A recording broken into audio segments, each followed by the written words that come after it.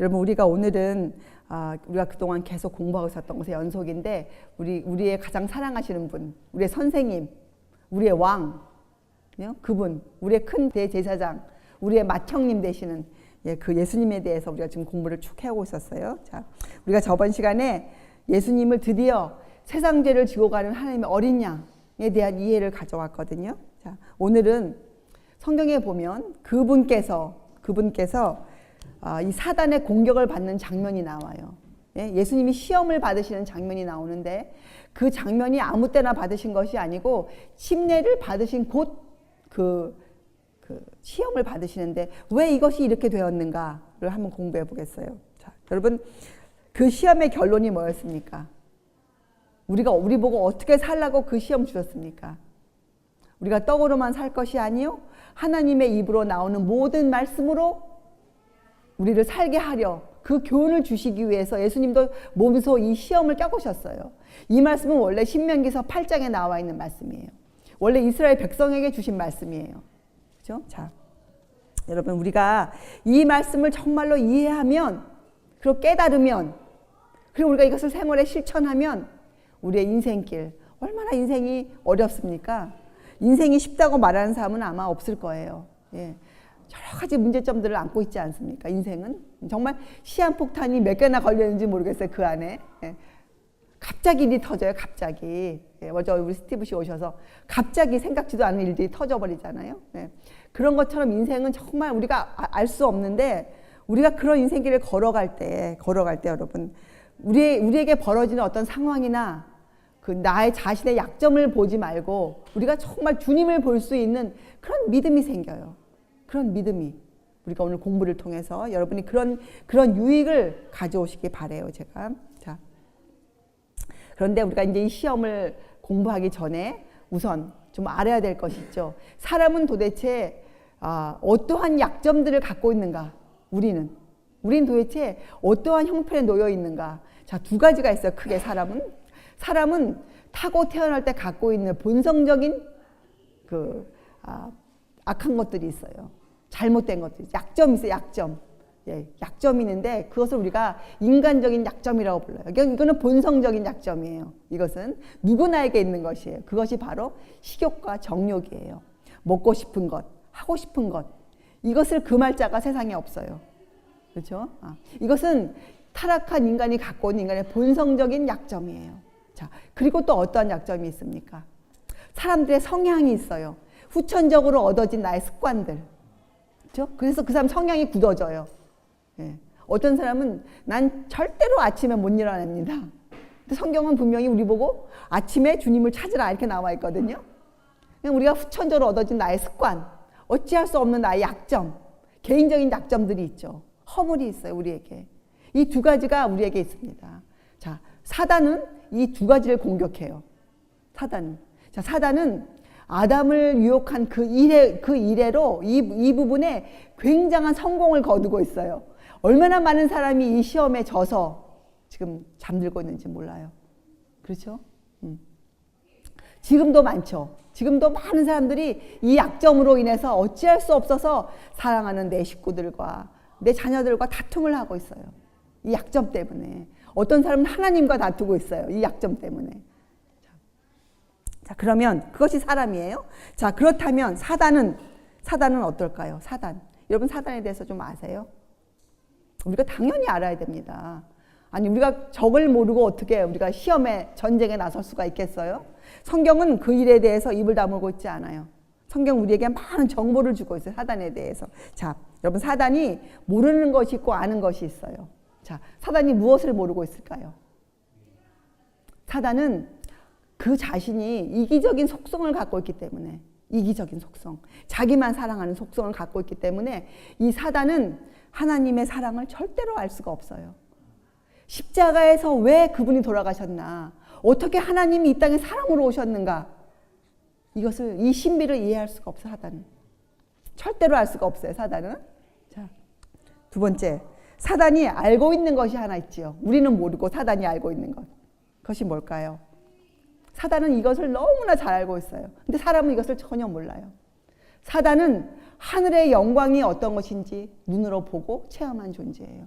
그는 하늘에서 덮는 그룹의 하나였어요. 사단은 이 하늘의 영광, 하늘의 풍성함, 그 축복을 그는 알고 있는 사람이에요. 알고 있는 존재예요, 사단은. 하늘을 너무 잘 알고 있어요, 사단은. 자, 그래서 사단이 방법을 쓰는데, 첫째, 사람의, 이 인간의 이 본성적인 약점과 우리의 그 개인적인 허물들, 인간적인 결함. 저 사람은 굉장히 광신적이야. 아직 광신주의가 아니에요. 그런데 성격이 광신주의야. 광신적이야. 저 사람은 뭐 하나를 알게 되면 따져보지 않고 그냥 글로 가. 그러면 그 사람에게 어떻게 역사할까요? 그쪽으로 역사해요. 저 사람은 굉장히 율법주의적이야. 그럼 그 사람에게 그렇게 역사해요. 왜냐면 우리를 너무 잘 알고 있으니까, 사단은. 현재는 6,000년의 경험을 갖고 있어요. 그가 얼마나 많은 승리의 경험을 갖고 있습니까? 사단이. 예. 실패를 아직 모르는 그런 사단이에요, 그가. 자, 그래서 우리의 육체적인 본성, 인간적인 결함, 이런 것들을 공격해요, 첫째. 자, 그런데 육체적 본성을 공격합니다. 식욕과 정욕에. 그런데 뭐 어떤 사람은, 신앙이 약간 세워진 사람들은 거기에 이길 수가 있어요. 그렇죠? 자, 그런 사람들은 어떻게 공격하는가? 그런 사람들은 그들이 아직까지 하늘에 대한 완전한 이해가 없거든요. 하늘에 대한 완전한 이해. 그것까지 다 있어야 완전해지는데, 그것이 없을 때 그 하늘을 잘 이해하지 못하는 사람들에게 속임수, 기만을 통해서 하늘을 오해시켜요, 사람들에게. 하나님을 오해를 시켜요. 그러니까 하나님을 굉장히 무서우신 분, 하나님이 엄격하신 분. 왜냐하면 사람들이 당할 때 인생에 어려움을 당하거든요. 어떤 때는 왜 나에게 이런 일이 생겼나? 그죠? 왜 나에게? 그것을 얘기한 사람이 하박국 아니에요? 하박국? 선지자 하박국. 하박국은 이해가 안 됐어요. 우리 민족이 선민인데, 하나님 말씀을 갖고 있는데 왜 우리가 바벨론에게 어려움을 당해야 되는가? 또 욥은 어떤 질문이 있었어요? 욥은 개인적으로. 나는 정말 주님의 뜻대로 살고 있는데 왜 나에게 이런 고통이 옵니까? 욥은 그 질문을 갖고 있지 않았습니까?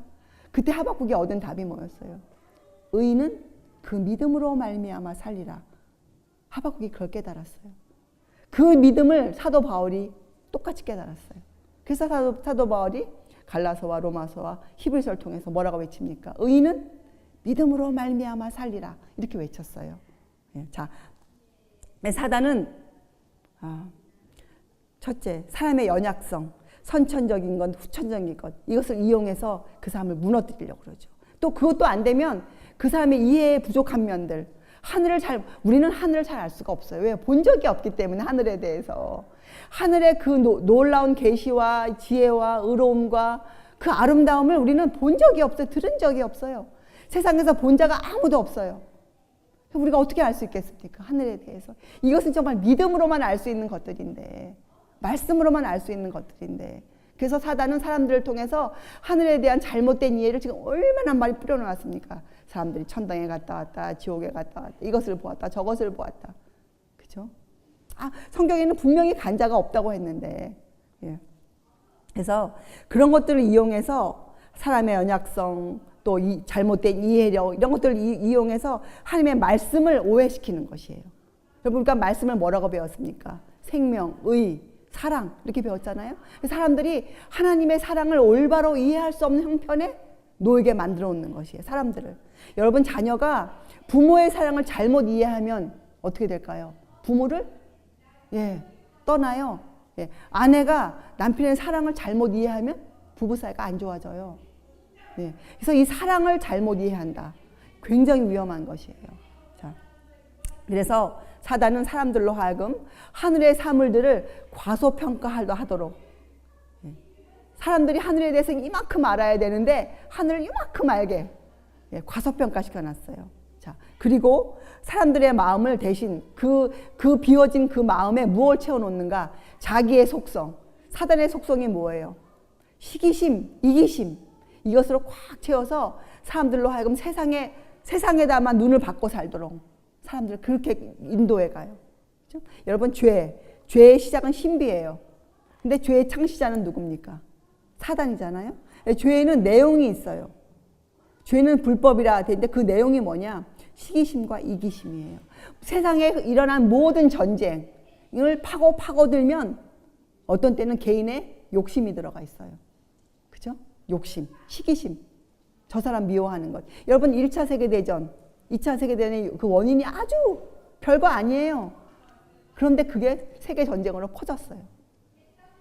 이 사람의 마음의 욕심이 그렇게 무서운 것이에요. 자, 그것이 사단이에요. 자, 그런데 예수님을 시험한 그 시험이 왜 침례 사건 이후에 있었는가?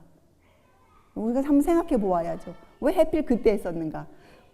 사단은 노리고 있다가 아주 적절할 때, 자기에게 유리할 때 사람을 공격하거든요. 아무 때나 안 합니다, 사단이. 자, 사단이 예수님을 지켜보았어요.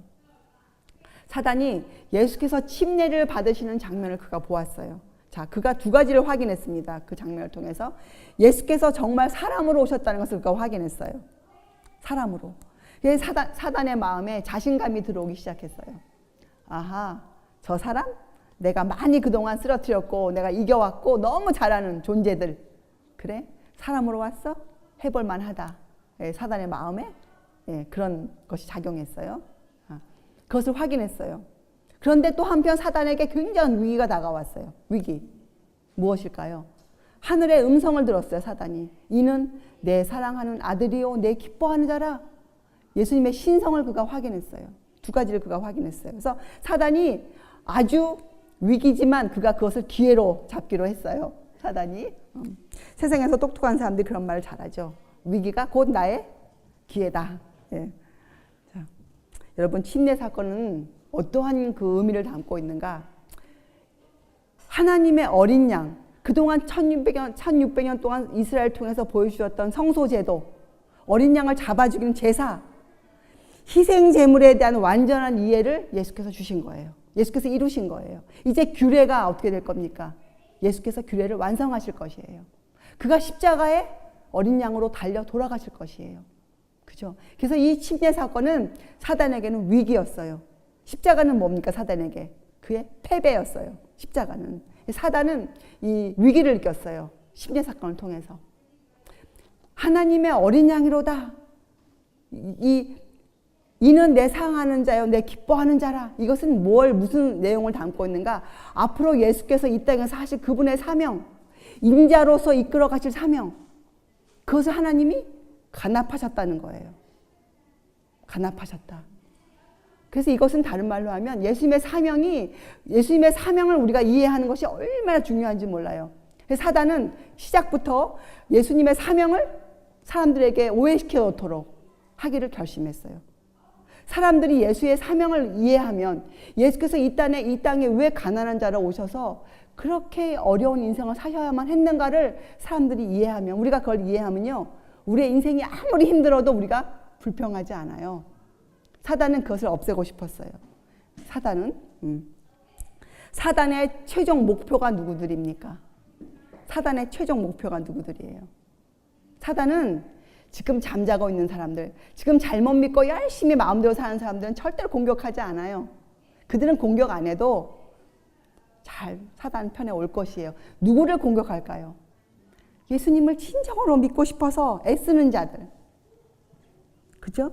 예수님의 말씀을 이해하고 있는 자들은 사단의 굉장한 공격 목표예요. 그들의 인생은 쉬울 수가 없어요, 절대로. 남들처럼 되는 일도 잘 안 돼요. 자, 그것이 침례 장면이었어요. 사단은 침례를 통해서 예수님을 공격하기로 결심했어요. 그래서 예수에게 세 가지 시험을 걸었죠. 첫째 시험이 육체적 본성에 관한 시험이었어요. 식욕과 정욕에 대한 시험. 두 번째, 세 번째 시험은 인간적인 약점이 갖고 있는, 사람의 약점이 뭔지 아세요? 사람의 약점? 뭐 게으름, 나태함 뭐 다 이렇게 보고 있지만 그것을 다 줄여서 얘기하면 사람의 약점은 진실로 뭐냐? 자기를 과시하고 싶어하는 정신이에요. 나를 내세우고 싶어하는 마음. 아무것도 없는데 그렇게 뭔가 우리는 남들 앞에 자랑을 해야만 우리의 직성이 풀리는 그런 결점을 갖고 있어요. 그죠? 그래서 어떤 때는 헛말도 하고 없는 것도 있다 그러고, 예? 또 남보다 더 많은 걸 하기 위해서 몸부림치고, 그렇죠? 또 여러 가지를 뭐 시도 안 해본 것이 없어요. 저도 그랬지만, 예. 그 사람의 약점이거든요. 사단이 한 이 세 가지 시험은 예, 바로 인간의 선천적인 약점과 후천적 약점을 건드린 것이에요. 그런데 예수께서 하신 이 투쟁, 사단과의 이 싸움이 이렇게 중요한데 사람들은 전혀 그것을 개의치 않고 살아요, 지금. 참 기이한 일이에요, 저 자신도. 예. 예수께서 그 싸움을 싸우셨는데 왜 우리는 그 싸움에 전혀 마음을 두고 살지 않는지, 모든 게 다 된 것처럼 우리가 안심하고 산다는 이 자체가 참 무서운 일이죠. 이게 사실 무서운 거예요.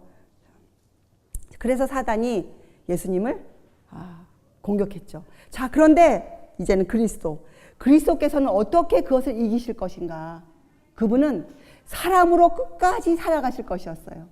사단이 아무리 유혹하고 시험하고 어려운 일을 갖다 놓아도 그분은 사람으로서 끝까지 충성할 것이었어요. 인자로서 하나님께 충성의 모범을 보이실 것이었어요. 자, 그분이 두 가지를 증명하셨죠. 그렇게 사셔서 자, 사단이 인류를 완전히 지배하지 못하였다는 것을 증명하셨어요.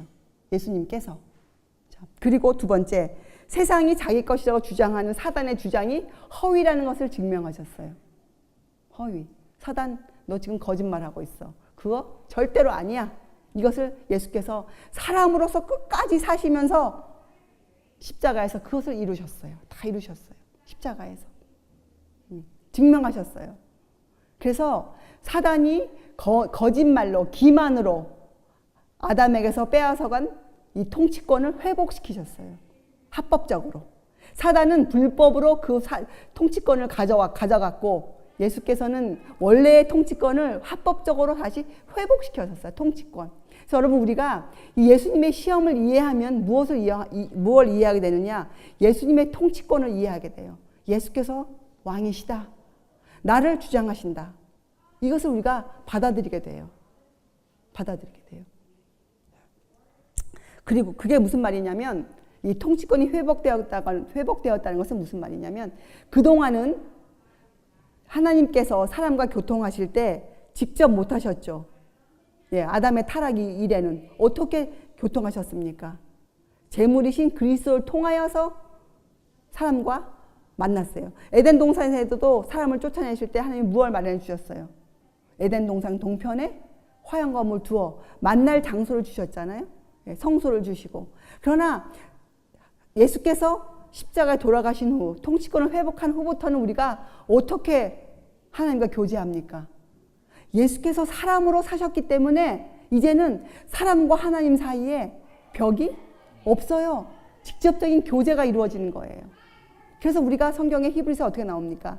은혜의 보좌 앞에 우리가 담대히 나아갈 수가 있게 된 거예요. 우리가 은혜의 보좌 앞에 담대히, 이 죄인인 우리들이 하나님의 보좌 앞에 나아갈 수가 있게 되었어요. 이것은 굉장한 사건이죠, 여러분. 그래서 이제는 그리스도 안에서 하나님이 인류와 직접 교통하세요. 여러분, 이러한 말씀이 여러분의 마음에 감명을 주고 이것이 이해되어져야 돼요. 그래야 우리가 은혜의 보좌 앞에 나아갈 수가 있어요. 그 말씀을, 히브리서를 이해할 수 있게 되는 것이죠. 자, 이제는 직접적으로 사단은 무엇을 통해 사람을 지배합니까? 사단은 죄를 통해 사람을 지배해요. 죄. 그래서 여러분, 우리가 정말 그리스도의 사람이 되기 위해서는 내가 어떠한 죄인이라는 걸 알아야 돼요. 내가. 그래서 성령께서도 이 땅에 오시면 그 일만을 하시잖아요. 그 일만을. 이런 걸 따져보면 지금의 종교계가 얼마나 잘못된 방향으로 가고 있는지 몰라요. 사람들에게 얼마나 많은 안개, 어두움을 뿌리고 있는지 모르죠. 그렇죠? 자, 이제는 직접적인 그 시험을 살펴봅시다. 시험의 내용이 뭐예요? 첫째 시험의 내용이 뭐였습니까? 내가 만일 하나님의 아들이어든, 지금 그 굶주림에서 좀 벗어나 봐. 이 돌들로 떡덩이를 만들어서 먹어. 이거 아니었어요? 자, 그 첫째 시험의 교훈, 거기에 두 가지 교훈이 들어있어요. 두 가지 교훈이. 자, 그리고 이 시험은 사단이 4,000년 동안, 예수님 당시에 4,000년 동안 효과를 가장 많이 본 시험 중에 하나였어요. 예, 자, 식욕과 정욕을 우리가 지배해야 돼요. 식욕과 정욕, 우리의 본성적인 약점을 우리가 지배해야 돼, 이겨야 돼요, 극복해야 돼요. 자, 그런데 이것을 어떻게 이깁니까? 어떻게? 그게 참 중요해요. 어떻게 이기는가? 우리가 지금까지 공부했잖아요. 여러분, 이 시험을 만약에 우리가 예수님의 사명을 이해하고 그분께서 왜 가난하게 오셨는가, 그분은 왜 하나님의 어린 양이신가, 이런 것에 이해가 없이 이것을 이겨보려고 하면 그때는 누구의 힘으로 이겨야 됩니까? 내 힘으로 해보아야 돼요. 내 힘으로. 내가 이것저것 따져야 돼요. 내가 그것으로 올무를 만들어 놔요. 내 앞에다가. 그렇게 내가 이것을 할 수뿐이 없어요. 굉장히 힘들어지죠, 사는 것이. 자, 절제 생활. 절제는 성령의 9가지 열매 중에 마지막 열매가 절제예요. 그렇죠? 절제. 충성과 온유와 절제. 절제는 맨 마지막 열매거든요. 여러분, 이 성령의 열매는 내가 맺는 것이 아니에요. 성령께서 맺어주신 열매거든요. 절제. 그래서 이 절제는 우리가 어떻게 할 수가 없어요. 우리가 어떨 때에만 할 수 있다? 내가 예수님을 아는 그 이해력이 깊어질 때에만 할 수 있는 것이 이 내 본성을 이기는 것이에요. 내 본성을. 자, 여러분의 영성이 어떻게 높아집니까? 영성. 여러분, 영성이 무슨 뜻입니까? 영성. 여러분, 신령하다. 신령. 영성. 신령이 어떤 거? 신령이 뭐예요? 신령. 여러분, 신령이 무엇이라고 생각하세요? 신령. 어디 가서 돌을 닦고 와야 신령해집니까? 우리가? 여러분, 신령이라는 것은 우리가 말씀을 깊이 이해할 때, 사람은 사람이에요. 우리 몇 시간 전에 공부했지만 사람은 이 뇌, 생각, 그다음에 감정, 육체, 이것이 사람이에요. 하나님이 이 범위를 벗어나지 않으세요. 신령이란 것은 바로 그 범위 안에서 이루어지는 것인데 무엇이냐? 우리의 영이 이해가 깊어지는 것, 우리의 영이 성령을 통해 하나님과 하나가 되는 것이에요. 그것이 신령이에요. 신령. 영성은 우리의 정신적인 능력, 우리의 도덕적인 능력이 개발되어지는 것이에요. 우리의 사고력이 개발되어지는 거예요. 우리가 그래서 성경에 이런 말씀이 나오죠. 읽는 자는 깨달을진저. 그게 무슨 말입니까?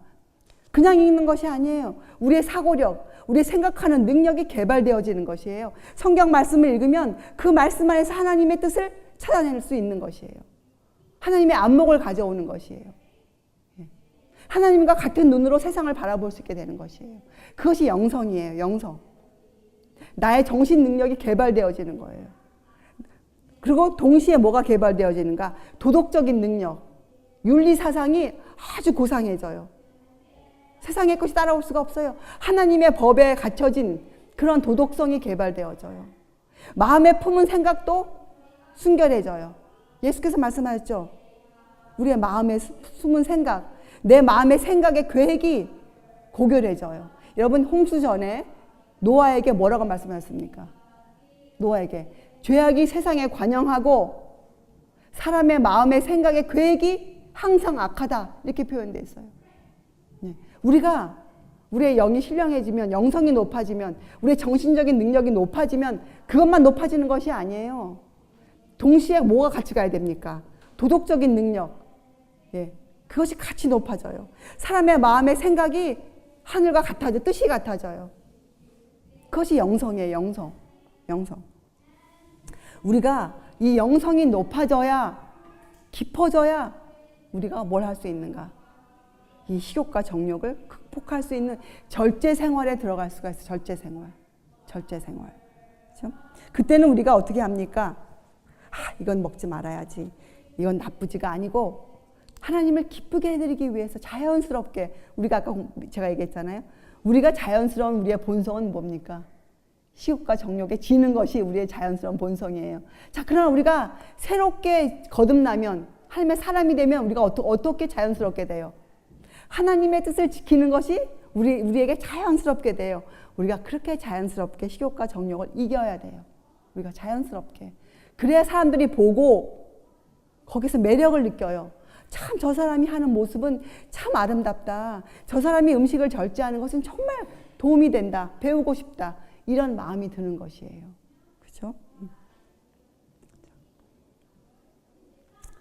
예수님은 우리에게 이 힘을 주시기 위해서, 우리의 본성을 이길 힘을 주시기 위해서 사람으로 모범을 보이시면서 살았어요. 자, 그래서 여러분과 제가 구원받을 수 있는 유일한 방법은 무엇인가? 인자로서의 그리스도를 믿는 것이에요. 우리가 하나님을 믿긴 믿는데 그 믿음의 내용이 무엇이냔 말이에요. 믿음의 내용이 바로 사람으로 사신 그분을 믿는 것이에요. 그분의 생애를 믿는 것이에요. 그분의 생애를 따라 사는 것이에요. 그분이 사신 것처럼, 그분이 대화하신 것처럼, 그분이 사람을 취급해 주신 것처럼, 그죠? 그분대로 사는 것이에요. 그것이 우리의 믿음이 되어야 돼요. 그것이 우리에게 있는 유일한 방법이에요. 자, 그렇죠? 자, 두 번째 교훈은 무엇일까요? 두 번째 교훈. 이렇게 말했죠. 내가 만일 하나님의 아들이거든. 이렇게 얘기했잖아요. 자, 여러분. 사단이 하와를 유혹할 때 뭐라고 얘기합니까? 하와를 유혹할 때 이렇게 얘기해요. 정확히. 하나님이 참으로 너희더러 동산 모든 나무의 실과를 먹지 말라. 여기까지는 진리죠. 맞는 말이죠. 먹지 말라고 하셨으니까. 그죠? 먹지 말라. 근데 그 다음에 뭐라고 붙여요? 하시더냐? 이렇게 불러요. 붙여요. 여기도 마찬가지예요. 내가 만일 하나님의 아들이거든. 여기도 하나님의 아들은 진리예요. 맞아요. 사실이에요. 그래서 사단은 꼭 거짓말 갖고 사람을 유혹하지 않아요. 많은 진리에다가 자기 나름대로의 것을 붙여버려요. 자, 그것이 뭐냐? 어조, 표정 있잖아요. 하시더냐? 이건 뭐예요? 거기에 뭐가 숨어 들어 있어요? 은밀한 부정이 들어가 있잖아요. 아닐 수도 있지 않겠어? 이렇게 은밀한 암시가 들어가 있지 않습니까? 사단은 그렇게 은밀한 것들을 갖다 붙여요. 사람들에게. 정확히 주의 말씀만 선포하지 못하고 사단은 하나님의 말씀이 선포되어지면 그 영향력이 나가요. 사단은 그걸 알기 때문에 진리에다가 뭘 붙입니까? 자기의 속성을 갖다 딱 붙여요. 은근한 것, 암시, 그죠? 부추기는 것, 표정, 억양. 하와에게 그랬을 거 아닙니까? 아름다운 목소리로 하시더냐 이렇게. 그래서 사람들이 글쎄 우리도 어떤 때 마음이 안 좋을 때 성경 말씀 읽으면서 야, 이것은 저 사람에게는 적용되지만 나에게는 혹시 아닐 수도 있겠지 이런 생각 우리가 하지 않습니까? 나는 그래도 괜찮은 사람인데 이 말씀은 나한테는 적용이 안 될 수도 있을 것이다. 이런 우리가 나름대로 생각을 가지고 있지 않습니까? 그런 식으로 사람들을 했는데 예수께서 그 방법을 썼어요. 내가 만일 하나님의 아들이거든. 근데 이 말을 할 때는 그 사단의 어조는 굉장히 그 쓰라린 감정을 갖고 있었을 거예요. 왜요? 사단은 침례 장면을 통해서 예수님의 신성을 확인했잖아요. 예. 사단에게 어떠한 경험이 있었습니까? 하늘에서. 그가 예수께 패배한 경험이 있었어요. 계시록에는 하늘에 전쟁이 있었다고 나오거든요. 사단이 그때 심하게 결정적으로 패배했거든요. 사단은 예수님을 시험 걸 때 아주 쓰라린 감정, 어조로 예수께 시험을 던졌을 것이에요. 예. 그리고 그에게 왜 그렇게 또 했는가? 왜 돌들이 떡덩이가 되게 하라 했는가? 예수님의 사명을 그는 알고 그가 어렴풋이 구속 사업을 이해했거든요. 사단이 그 침례 장면을 통해서 그가 하나님의 사랑, 그 구속 사업을 하나님이 어떻게 이루어 가실까는 그가 이해할 수 없었지만 그 구속 사업이 어떻게 전개되어질 것이라는 건 그가 알았어요. 희생 제물을 통해서 하실 거라는 그가 알았거든요. 그래서 예수께서 예수에게 그 시험을 던진 것은 예수님께서 그 충동을 받아서 정말 돌이 떡이 되게 하는 그분의 신성을 이적을 사용해서 예수의 사명에 흠이 가게 만들기 위해서. 그래서 예수께서 인자로서 하나님께 충성을 하는 그 일에 실패를 하게 하기 위해서 사단이 그 시험을 던졌어요. 근데 예수님은 끝까지 인자로서 사셨어요. 무엇으로 예수께서 승리하셨습니까? 무엇으로? 예, 기록되었으되. 예수님은요, 그 시험에서 이것만 기억하셨어요. 침례 시에 당신에게 들려온 음성. 침례 시에 어떤 음성을 들었습니까? 나는 하나님의 사랑하는 자요. 그의 기뻐하시는 자라. 그것을 그분은 굳게 붙잡았어요. 여러분, 한 가지 사건으로 이렇게 이렇게 극명하게 두 부류로 나눠져요. 우리의 인생도 마찬가지예요. 성경을 읽고 두 부류로 나눠져요. 참 신기하죠, 여러분. 그렇죠? 예수님의 승리, 그분이 승리하셨어요. 예수님은 그분 안에 있는 어떤 것, 영적인 것, 그분의 영, 그분의 감정, 그분의 육체, 그 모든 것은 어떤 것도 사단의 유혹에 자극을 받지 않으셨어요. 그분이 분명히 배가 고프셨습니다. 40일간 금식하셨으니까. 근데 그 배고픔이 전혀 자극을 받지 않았어요.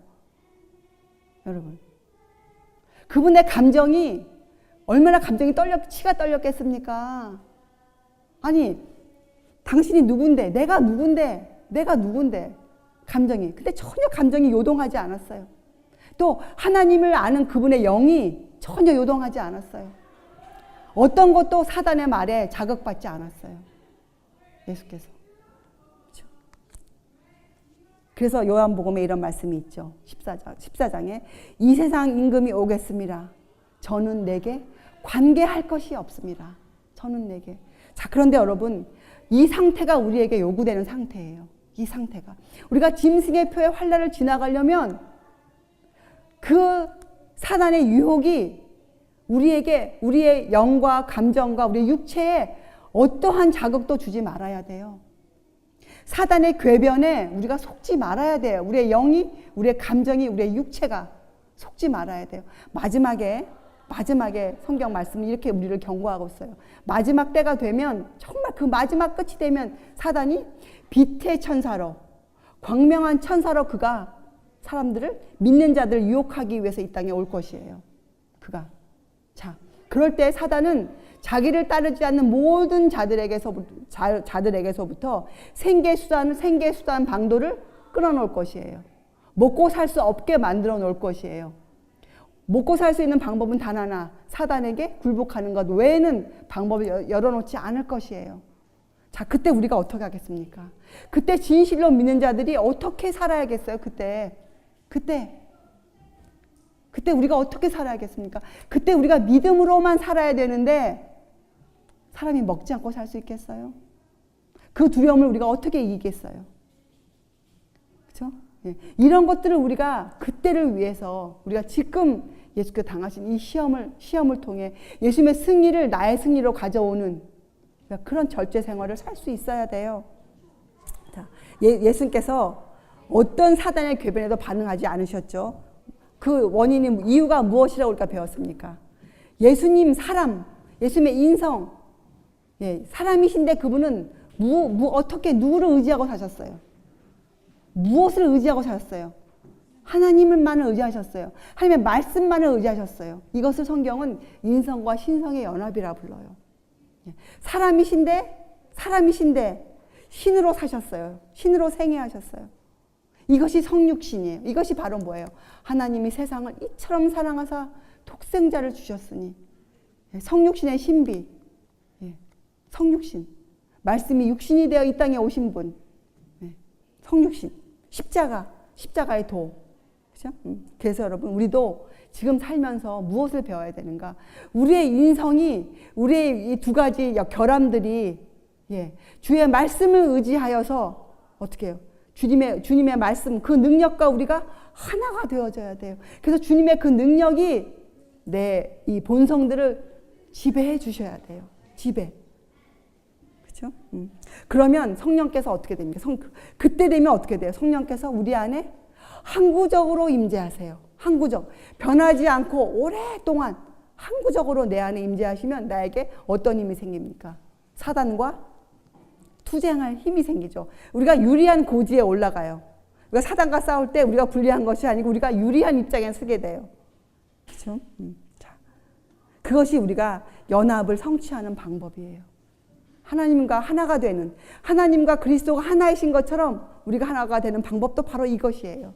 우리가 개개인이 이런 연합을 성취하는 것이에요. 하나님과의. 자, 그래서 여러분, 베드로후서 1장 4절에 이런 말씀이 있죠. 베드로후서 1장 4절에 이로써, 그건 그 전절을 읽어보면 그분을 알므로, 예수 그리스도를 우리가 알므로, 이로써 그 보배롭고 지극히 큰 약속을 우리에게 주사, 이 약속으로 말미암아, 이 약속을 믿음으로 말미암아 너희로 정욕을 인하여 세상에서 썩어질 것을 피하여 신의 성품에 참여하는 자가 되게 하려 하셨으니, 이것을 우리에게 주신 것이에요. 예수께서 그 시험을 통해서 어떤 교훈을 주셨는가? 바로 이 교훈을 우리에게 주신 것이에요. 이 교훈을 우리에게. 그렇죠? 자, 여러분, 그래서 우리가 이 예수께서 사람으로 이 땅에 오셔서 사람으로 승리하고 사셨다. 예수님께, 하나님께 사람으로서 충성하셨다. 이것은 굉장한 교훈의 말씀이에요. 이것을 우리가 이해하지 못하면 우리는 우리의 본성을 극복할 수가 없어요. 그렇죠? 여러분, 그래서 우리가 이 시대 우리 마지막을 바라보고 사는 우리 끝날 하나님의 큰 날을 바라보고 사는 우리들에게는 이러한 질문이 항상 내 마음에 있어야 돼요. 성경을 읽으면서 하나님의 명령은 무엇인가? 하나님이 나에게 요구하실 것은 무엇인가? 이것을 우리가 항상 그것을 보면서 성경을 읽어야 하나님 우리에게 답을 주세요. 그래, 내가 너에게 요구하는 것은 바로 너의 충성이라, 전적인 헌신이라, 내 목숨과 마음과 뜻과 모든 것을 다해 나를 사랑하라. 하나님을 사랑하고 그리고 내 이웃을 사랑하라. 이것이 너를 향한 나의 요구라. 이런 말씀을 우리가 들을 수가 있는 거예요. 이해할 수가 있는 거예요. 그렇죠? 자, 그리고 우리가 성경을 통해 무엇 찾습니까? 그러면 나를 향한 하나님의 약속은 무엇인가? 그것을 우리가 공부해요. 자, 이것을 공부해서 우리가 실천합니다. 하나님의 명령을 지키기 위해서 애를 써요. 자, 그러면 우리가 그것을 명령에 순종하려고 애를 써요. 자, 그럼 우리가 무엇을 배웁니까?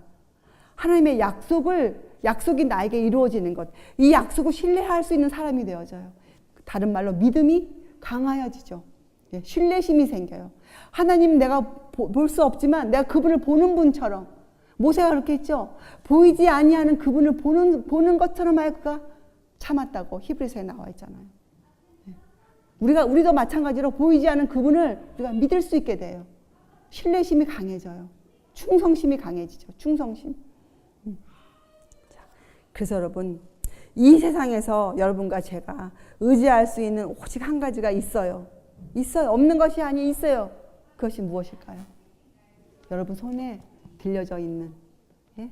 여러분이 시간만 내서 읽기만 하면 하늘의 보화를 가져올 수 있는 하나님의 말씀이에요. 우리가 의지할 수 있는 분은 오직 하나님의 말씀, 성육신, 예수 그리스도 한 분이세요. 제가 이 말씀 읽고 끝낼게요. 지금 제가 읽는 이 말씀이 이제 여러분에게 진정으로 이해되어져야 돼요. 제가 이 말씀을 이해 못했을 때는, 예전에 교회 생활할 때는 이 말씀을 이루어 보려고 모든 것을 다 해봤어요. 안 됐어요. 자, 지금은 이해가 되어져요. 그리고 제 생활에 제가 조금씩 적용시키고 있어요. 제가 할 수 있는 만큼. 자, 마태복음 6장 33절이에요. 너희는 먼저 그의 나라와 그의 의를 구하라. 그리하면 이 모든 것을 너희에게 더하시리라. 여러분, 이제 우리는 우리의 육체적인 본성을 버릴 수 있는, 거듭남을 받는, 새로움을 입은 하나님의 새 사람 충분히 될 수 있습니다. 우리가 이렇게 예수님을 믿으면 이 땅에 오셔서 나의 형님으로, 나의 모본으로 인생을 살아주신 그분을 내가 진짜 믿고, 성경을 통해 믿고, 그분의 생애를 우리가 믿고 따른다면 우리는 그분이 가지셨던 그 힘을 나에게도 풍성히 부어주세요. 그게 뭐라고 하셨어요? 내가 이 땅에 온 것은 너로 하여금 살게 하는 정도가 아니고 풍성한 삶을 주기 위해 오셨다. 예. 우리가 충분히 풍성한 삶, 하나님께 충성하는 신실한 자, 충분히 될 수 있습니다. 그리고 우리에게 주어진 그 명령은 무엇이에요? 이것을 행하라. 그러면 너희가 살리라. 그것이 우리에게 요구되어지는 것이에요. 여러분, 우리 정말 이 말씀을 이해한 사람들, 너희는 먼저 그의 나라와 그의 의를 구하라. 그래서 우리가 뭘 해요?